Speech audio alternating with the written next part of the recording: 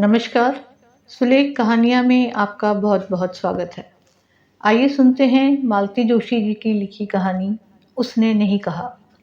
वो नहाकर निकला ही था कि शोभा ने कहा, जरा बाहर जाकर तो देखिए। क्या है? उसने बेजारी से पूछा, पर अपनी उत्सुकता को रोक न सका। गीले बालों को तौलिए से रगड़ता हुआ बरामदे में आकर खड़ा हुआ। देखने को वहां कुछ भी तो नहीं था। अपने पीछे चली आई शोभा पर वो बरसने वाला ही था कि उसने कहा, जरा बाहर तो देखिए बाबूजी को। इस बार उसने देखा दरवाजे पर एक ठेला खड़ा है और बाबूजी उसे पैसे दे रहे हैं। इससे पहले कि वो शोभा को अच्छी चुभती सी बात कहता, बाबूजी 3-4 पुड़ियां बगल में समेटे गेट बंद करने की कोशिश कर रहे थे। ये क्या ले लिया बाबूजी? उसने आगे बढ़कर फाटक बंद करते हुए पूछा। कुछ नहीं, थोड़ा सा नमकीन। अपना बोझ प्रमोद के हवाले करते हुए बाबूजी ने कहा। अच्छा दिखा तो ले लिया। बच्चों वाला घर है, दिन भर बच्चों को मुंह चलाने के लिए कुछ चाहिए ही। और इतना कहकर बाबूजी जैसे करते हुए मुक्त होकर अपने कमरे में लौट गए। पर उनके जाते ही ओट में खड़ी शोभा सामने आ गई। लो भाई, संभालो अपनी अमानत, प्रमोद ने सामान उसकी ओर बढ़ाते हुए कहा। किंतु वो वैसे ही तनी हुई मुद्रा में दूर खड़ी रही। अरे लो भाई, मुझे तैयार होना है अब, 9:15 हो रहे हैं। ये है क्या? उसने रूखे स्वर में पूछा। नमकीन है, बाबूजी बच्चों के लिए खरीद कर लाए हैं। आपके बच्चों ने कभी राह चलते ठेले की कोई चीज खाई है? ठीक है भाई, पर मैं बाबूजी से तो ये सब नहीं कह सकता ना। उन्हें अपने लाडले पर प्यार आ गया तो बीच में बोलने वाला मैं कौन होता हूँ। उनका मन हुआ तो वो खरीद लाए। अब तुम्हारा मन हो तो घर में रखो, नहीं तो नौकरों में बांट दो। बस बात खत्म। नहीं, बात यहीं खत्म नहीं। प्रमोद भीतर जाने को मुड़ा ही था कि शोभा का सख्त स्वर सुनकर बीच में ही रुक गया। क्या? ये कि मैं इसका मतलब खूब समझती हूँ। साफ साफ कहो ना। वक्त बेवक्त कुछ देखती नहीं, बस बहस लेकर बैठ जाती हो। जरा घड़ी तो देखो। मुझे मालूम है ये सब मुझे दिखाने के लिए किया गया है। मेरी समझ में अब भी कुछ नहीं आ रहा। ठीक से बताओ। 2-4 दिन से उनकी मंडली को नाश्ता नहीं दे पा रही हूं ना, इसलिए ये नाटक रचा गया है। लेकिन क्या नाश्ता नहीं दिया गया? तुम्हें मालूम है बाबूजी सूखी चाय कभी नहीं पीते। बाबूजी के लिए किसने मना किया? पर पूरी बारात को तो मैं रोज खिला नहीं सकती। बिस्कुट बिस्कुट से काम चल जाता तब भी गनीमत थी। पर आपके पिता तो चाहते हैं कि दिन भर हलवाई की कढ़ाई चढ़ी रहे। पता नहीं किस जमाने में रहते हैं। ना तो उन्हें इस बात की परवाह है कि बाजार आकाश छू रहा है, ना इस बात का ही ख्याल है कि घर में गैस नहीं है या कि नौकर बीमार पड़ा है। मजबूर हैं बेचारे। माँ ने ऐसी शाही आदतें डाल दी हैं, अब भला इस उम्र में छूटेंगी वे? पर शोभा को तसल्ली नहीं हुई। खाने की मेज पर भी उसका भुनभुनाना जारी रहा। आखिर तंग आकर प्रमोद बोला, अच्छे भले पड़े थे गांव में, तुम्हें ही शौक चढ़ा था बुलाने का। अब क्यों रोती हो? हम लोगों के होते हुए वहां उनका अकेले रहना क्या अच्छा लग रहा था? आखिर संतान किस दिन के लिए होती है? शोभा ने बुजुर्गाना लहजे में कहा। जब इतनी समझदार हो तो सहना भी सीखो। तुमने क्या सोचा था कि बाबूजी आएंगे तो मोम के गुड्डे की तरह कमरे में बैठे रहेंगे? मैं क्या पागल हूँ? बल्कि मैंने तो सोचा था कि घर में बड़े बुजुर्ग के रहने से एक दबदबा सा रहेगा, बच्चों पर कुछ अच्छे संस्कार होंगे। आपके टूर पर चले जाने के बाद अकेला सा नहीं लगेगा। कभी कभार सिनेमा या क्लब जाते समय बच्चों को निश्चिंत होकर छोड़ा जा सकेगा। तुम्हारी ये सारी ख्वाहिशें पूरी नहीं हो रही हैं क्या? फिर जरा सी बात का बतंगड़ क्यों बना लेती हो? जरा सब्र से काम लेना सीखो। कहने को प्रमोद कह गया, पर जानता था कि अब मेज पर बैठना खतरे से खाली नहीं है। शोभा अगर शुरू हो गई तो दफ्तर के लिए लेट करवा कर ही छोड़ेगी। बार बार घड़ी की ओर देखता हुआ वो फुर्ती से उठ खड़ा हुआ और वॉश बेसिन पर हाथ धोने लगा। बात आधे में ही टूट जाने से शोभा क्षुब्ध हो गई है। वो साफ देख रहा था। वो सौंफ, इलायची, पेन, रुमाल, स्कूटर की चाबियां, सारी चीजें चुपचाप उसके पास लाकर रख दी गई और वो चुपचाप सर झुकाए जूते पहनने का नाटक करता रहा। घड़ी की सुई प्रतिपल आगे भाग रही थी और मान मनोबल का जरा भी समय उसके पास नहीं था। यही तो हो जाता है, शोभा जरा जरा सी बात पर बुरा मान जाती है, पर वही बातें वो कितनी बार सुने, और सुन भी ले तो निराकरण का उपाय क्या है। ये सच है कि बाबूजी के आते ही घर में आमदरफ्त बढ़ गई है। पिछले 10 साल से वो इस शहर में है, पर गिने चुने लोगों के यहाँ ही आना जाना होता है। मोहल्ले वालों से तो बस दुआ सलाम होती रहती है। कभी घंटे 2 घंटे किसी के यहाँ गए हों, ऐसा याद नहीं पड़ता। हाँ, कोई इसका बुरा भी नहीं मानता। सभी अपनी व्यस्त दिनचर्या में रमे रहते हैं। बाबूजी को यहाँ बुलाते समय प्रमोद इसी बात को लेकर चिंतित था कि उनका समय यहाँ कैसे कटेगा। जब से याद पड़ता है, उसके बाबूजी को हमेशा लोगों से घिरा हुआ ही देखा है, और यहाँ तो दिन भर घर पर सन्नाटा सा खिंचा रहता है। बच्चे सुबह 9 बजे ही स्कूल निकल जाते हैं और स्कूल के बाद ट्यूशन आदि से निबट कर ही घर लौटते हैं। वो भी 10 बजे का गया 6 बजे तक लौट पाता है। इतनी देर बाबूजी घर में क्या करेंगे? लाइब्रेरी की किताबें भी आखिर कोई कितनी पढ़ेगा? वैसे भी उन्हें पढ़ने का ज़्यादा शौक कभी नहीं रहा, परंतु बाबूजी के सामने ये समस्या कभी उठी ही नहीं। पहली ही बार सुबह की सैर को गए तो 3-4 पेंशनरों को साथ पकड़ लाए। उन्हें गर्मा गर्म चाय नाश्ता कराया। प्रमोद भी खुश हुआ कि चलो, हम उम्रों के बीच अब आसानी से इनका वक्त कट जाएगा। प्रमोद तो अपनी परेशानियों से मुक्त होकर हल्का अनुभव करने लगा था, पर शोभा की परेशानियां एकदम बढ़ गई थीं। सुबह का समय वैसे ही घड़ी से होड़ करके बीतता था, अब इन बुजुर्गवारों के चाय नाश्ते का काम और बढ़ गया था। बाबूजी सैर से लौटते ही दीपू को चाय का ऑर्डर भेज देते, तब शोभा को बड़ी कोफ्त होती। अब वो बच्चों को तैयार करे, रसोई देखे या सुबह से चाय ही बनाती रहे। सितम ये होता है कि भल्ला साहब के पिताजी दूध लेने के लिए घर से चलते हैं और फिर बाबूजी की बैठक में रम जाते हैं। फिर गोपाल को उनके यहाँ दूध पहुँचाने भी जाना पड़ता है। दीपू नीतू को तैयार करती शोभा खींच उठती है। इन लोगों को तो कोई काम नहीं, तो क्या सभी लोग पेंशन लेकर बैठ जाएं? ये तो होती है सुबह की महफिल। दोपहर को बाबूजी शतरंज लेकर बैठ जाते हैं। 2-4 खेलने वाले और 2-4 देखने वाले जुट ही जाते हैं। 5 बजे तक चाय और शरबत के 2-4 दौर हो जाते हैं। इस समय बाबूजी की इच्छा होती है कि घर का बना कोई गर्मा गर्म नाश्ता भी परोसा जाए। फिर बाबूजी इशारा करके मेहमानों को खिलाते जाते हैं और बहू की तारीफ भी करते जाते हैं। पहले शोभा इस प्रशंसा से बड़ी पुलकित होती थी, पर अब उसे कोफ्त होने लगी है। शाम को मिश्रा जी के बड़े भाई साहब प्रीति को डांस क्लास में छोड़ने के लिए घर से निकलते हैं। प्रीति को अकेले जाते डर भी लगता है और ताऊ जी के साथ जाते शर्म भी आती है। वो यहाँ तो साथ आ जाती है, फिर नारंग साहब की ज्योति के साथ आगे बढ़ लेती है। घर वापस लौटने की बजाय ताऊ जी बाबूजी के पास बैठकर तो भतीजी की प्रतीक्षा करते हैं और नई सभ्यता को कोसते रहते हैं। चाय उनके लिए भी बनती ही है। अपनी पूरी की पूरी पेंशन बाबूजी प्रमोद के हाथ में पकड़ा देते हैं तो वो संकोच से गड़ जाता है, पर शोभा भुनभुनाती रहती है। 150 रुपये पकड़ा देते हैं और सोचते हैं जग जीत लिया। जरा बाजार जाकर पता करें तो गश आ जाए।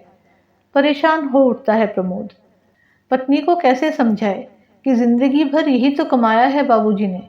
जंगल में भी बैठ गए हैं तो 4 लोग आसपास जुट आए हैं, फिर ये तो इतना बड़ा शहर है। दिन भर बहुत बेचैन बना रहा प्रमोद। शोभा की परेशानी को वो समझ रहा था, पर माँ कैसे तालमेल बिठा लेती थी। माना कि ऐसी सर्पग्रासी महंगाई उन दिनों नहीं थी, पर आमदनी भी तो ज्यादा नहीं थी। फिर 4 बच्चों का साथ और ऐसा मजमेबाज पति, पर घर में कभी चकचक नहीं मची। कभी परेशान भी होती थी तो बच्चों के सामने कह सुनकर हल्की हो जाती। बाहर वालों ने हमेशा उन्हें मुस्कुराता ही देखा। उनका आतिथ्य सत्कार उस समय की मिसाल के रूप में गिना जाता था। याद है उसे, कई बार सब्जी के लिए उबले आलुओं को मसलकर ही माँ ने कचौड़ी बना दी है और बच्चों को सिर्फ कोरी दाल से रोटी तोड़नी पड़ी है। और दोपहर की चाय ना मिली तो ना सही। कभी महीने का अंत है तो बच्चे अचार से ही काम चला रहे हैं, पर उस समय भी कोई भूला भटका आ निकलता तो माँ झट से कढ़ाई चढ़ाकर बेसन घोल लेती और आंगन में लगे अजवाइन या पोई के पत्तों के पकौड़े उतार देती। उनका एक ही सिद्धांत था, अपने घर में हम कैसे भी रह लें, पर घर आया मेहमान संतुष्ट होकर जाना चाहिए। और घर में आने वालों की संख्या क्या कम थी। नाते रिश्तेदार तो खैर थे ही, उनसे ज्यादा संख्या तो बाबूजी के दोस्तों की थी। कुछ तो इतने बेतकल्लुफ कि सीधे रसोई में आ धमकते और बच्चों के साथ ही शुरू हो जाते, पर माँ के माथे पर कभी बल नहीं पड़े। उन दिनों बाबूजी एक खास रविवारीय भोज का आयोजन करते थे। उसके लिए माँ ने चीनी की प्लेटें, एक भगोना और कड़छी अलग रख छोड़े थे। आंगन के छोर पर बने हुए चूल्हे पर यह कार्यक्रम चलता। माँ रविवार को सुबह उठकर वहाँ झाड़ू बुहारी करती, मसाला पीस कर रखती, आटा सान कर रखती।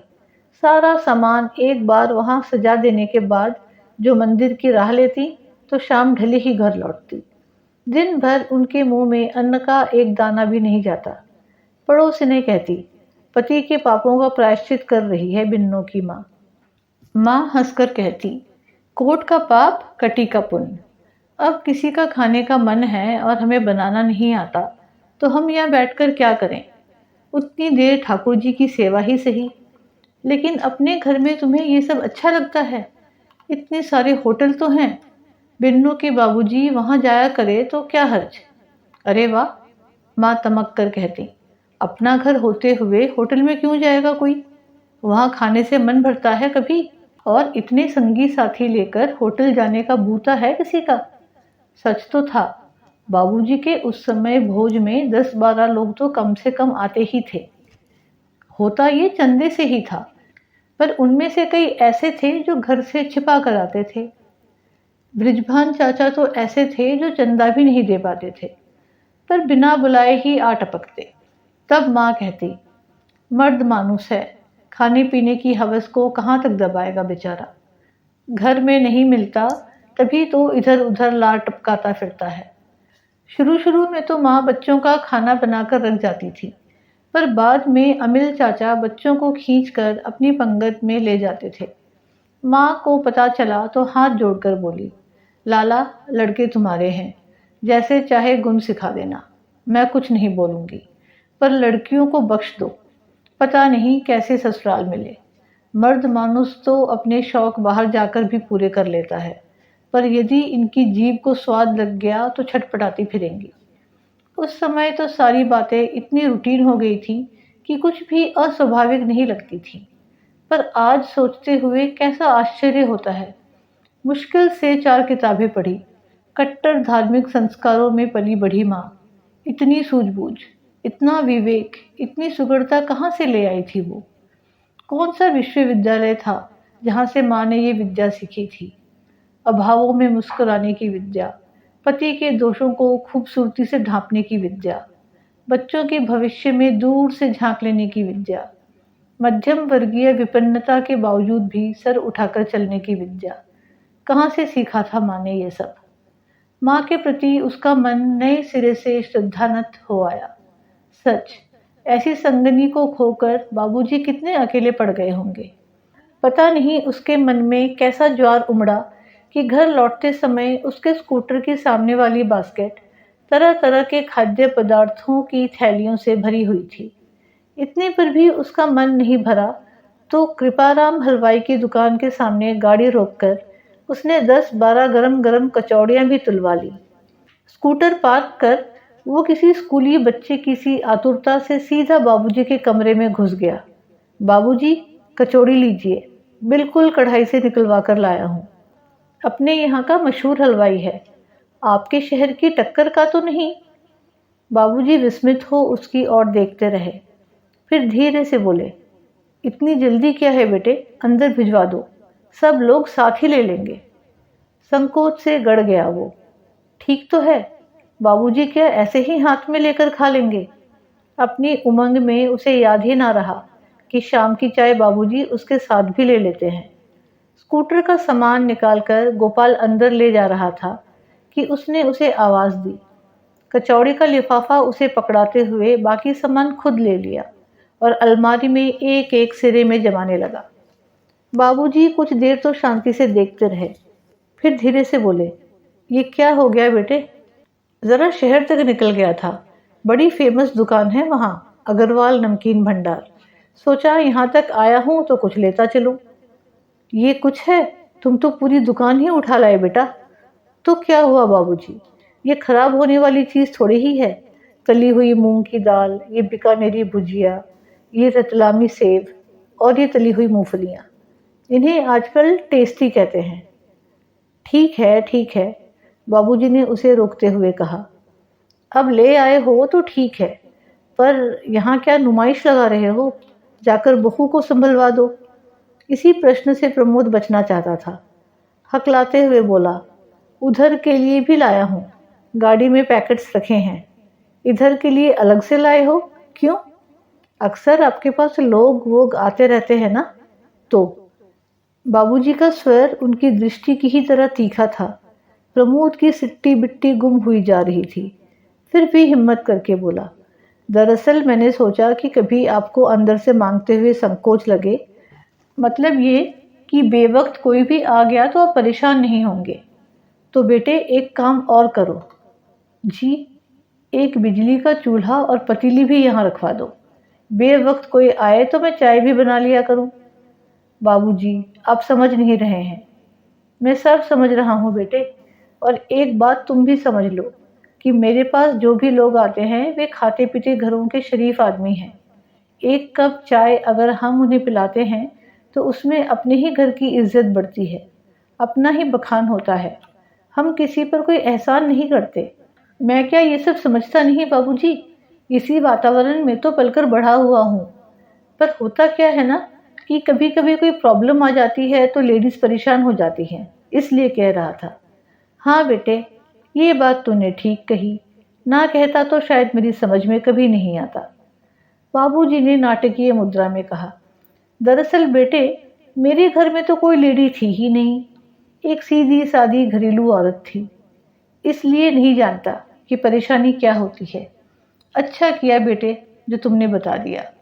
इतनी देर में प्रमोद किसी स्कूली लड़के की तरह भीगी बिल्ली बनकर आ खड़ा था, लेकिन इस व्यंग से जैसे वो तिलमिला उठा।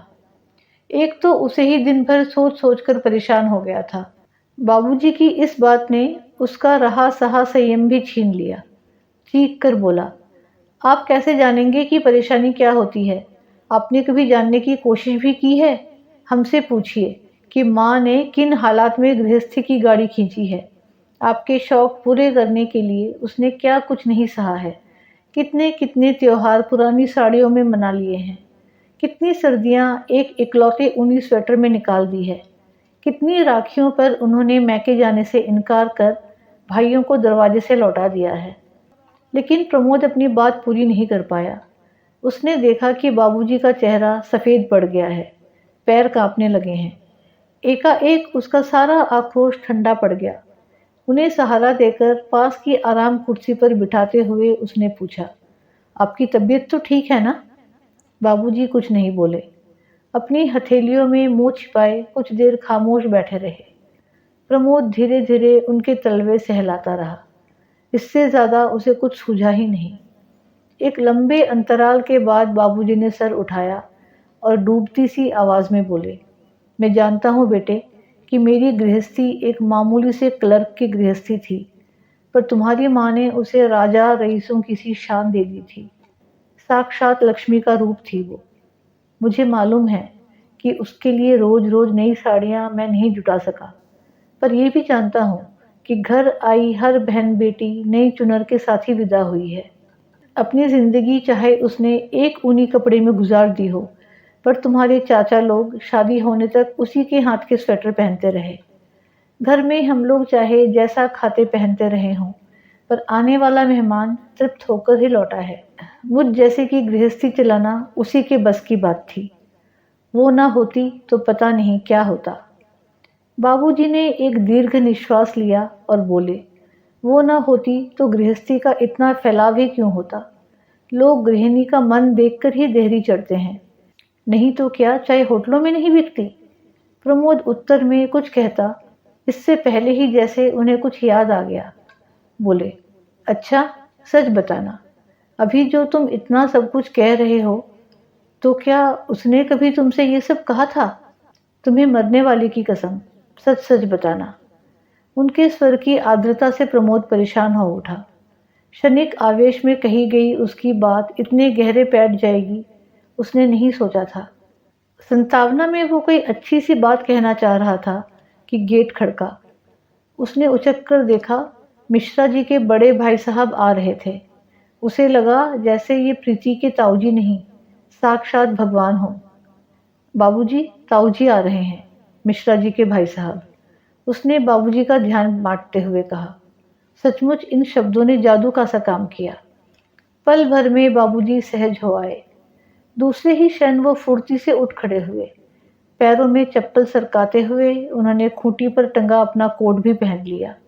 ताऊजी अपनी डगमग चाल से जब तक कमरे में पहुंचते, बाबूजी तैयार होकर बाहर निकल आए और बोले, चलिए मिश्रा जी, जरा चौराहे तक हो आए, मेरे पान बिल्कुल चुक गए हैं। और उन्हें अबाउट टर्न करवाकर सचमुच वो चल पड़े। प्रमोद ठगा सा उन्हें जाता देखता रहा। करीने से सजी हुई देसी पान की डलिया उसका मुंह चढ़ाती रही। उम्मीद है आपको ये कहानी पसंद आई। पसंद आई हो तो वीडियो को लाइक और शेयर अवश्य करें और ऐसी ही कहानियाँ सुनने के लिए चैनल को सब्सक्राइब करना बिल्कुल ना भूलें। धन्यवाद।